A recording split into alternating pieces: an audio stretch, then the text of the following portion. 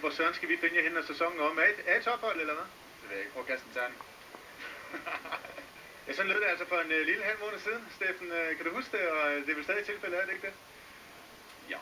Jo, nu fik vi det rettet lidt op og kom lidt på sporet i mandag, så jeg håber ikke, det er så tilfældigt, som jeg gav lidt udtryk for det, så det håber jeg ikke.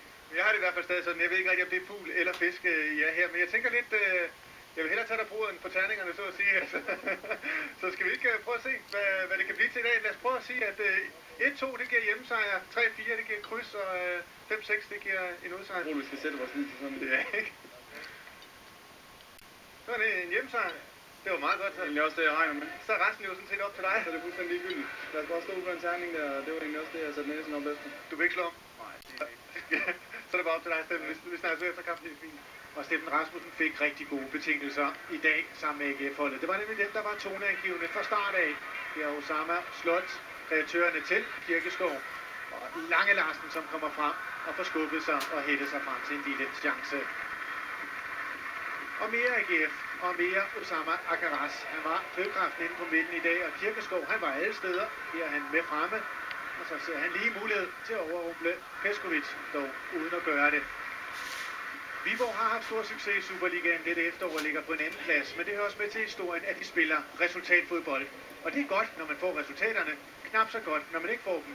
Ja, så kan det godt til tider underholdningsmæssigt være rigtig jysk træls. Her er Dalgaard den eneste med i feltet hos Viborg. Med andre ord, Viborg ville intet. AGF kunne ikke rigtig noget, og derfor blev det meget låst. Det her er faktisk Viborgs allerbedste chance i første halvleg.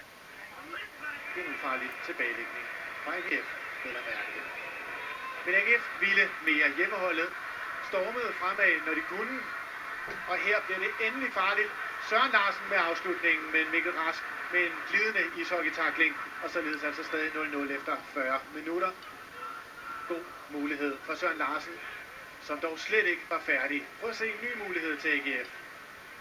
Og her den lange tog fra Søren Larsen, som dog ikke lige akkurat er nok igen til at overliste Peskovic i målet. Mere AGF, og så stopper vi lige billederne. Prøv at se, Akaras 1 mod 1, det kan han da ikke finde ud af. Jo, han kan. Fremragende sat ind. Osama Akaras, som jo hver gang han scorer, ja, så vinder AGF. Og så var man altså også i en rigtig god position. Sikke temposkift, og ikke mindst en flot afslutning. Specielt i pausen, der er selvtid dem så vred for. Så efter kampen var lidt mere fattet, men det var noget af en skideball, vi fik. Hvad sagde han til? Jamen, hvad sagde han ikke til os? Vi skulle bare se ham i gang, og ja, vi skulle stoppe med at spille på renomméet. Jeg sagde, at vi skulle vise attitude. Men det var ikke lige de ord, du brugte, vel? Nej, fodbold det er jo et spørgsmål om følelser. Og de følelser, som jeg synes, vi ikke har med på banen i dag, det at man må acceptere, at man bliver kørt lidt rundt i manegen på udebane. Det at man må acceptere, at vi møder et rigtig godt AGF-hold. Men alligevel så siger jeg, nå ja, men så må vi finde noget andet frem. Så mine følelser, det var irritation og raseri, og jeg prøvede selvfølgelig at se, om jeg kunne overføre den gejst og de positive følelser og den trodseffekt, som vi aldrig rigtig fandt. Det gjorde AGF dog fra starten af anden halvleg. Her er det Lange, der er på spil, og netop Lange til Lange Larsen. Endnu en god mulighed. Han fik skabt så meget, Søren Larsen, og det var et under, han ikke havde scoret, men måske på det her frispark. Bare tæt på igen, men det skulle blive til meget mere end bare ærgelse og grimasser. Og en minut senere, ny mulighed på højre kanten, og endelig kommer Søren Larsen ind til scoring. Rykker så godt fri, 2-0, og så bliver han kløet som en hund. Meget passende og stor, sjov, anderledes jubel. Men det her, det var velfortjent. Viborg til sidst i kampen får et straffe. Meget underligt, meget overraskende i hvert fald. Babaji bliver hævet ned af Kure.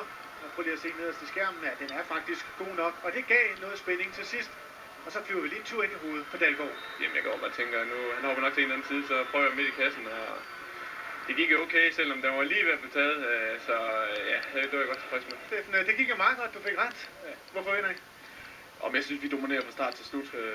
Måske lidt mere lige den første halve time af første halvleg, så er vi egentlig i fuld kontrol og styrer det og presser Viborg ned og vinder på tjejen, synes jeg. Det gik jo meget godt med de her terninger, så jeg tænkte, nu har jeg givet dig 2 terninger her.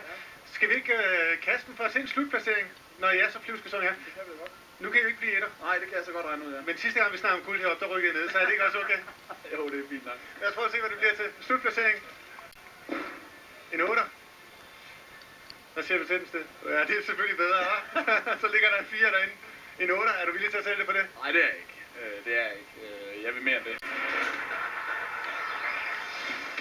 Vidste du, at Thomas Dahlgaards 10 mål er scoret på bare 1240 minutter?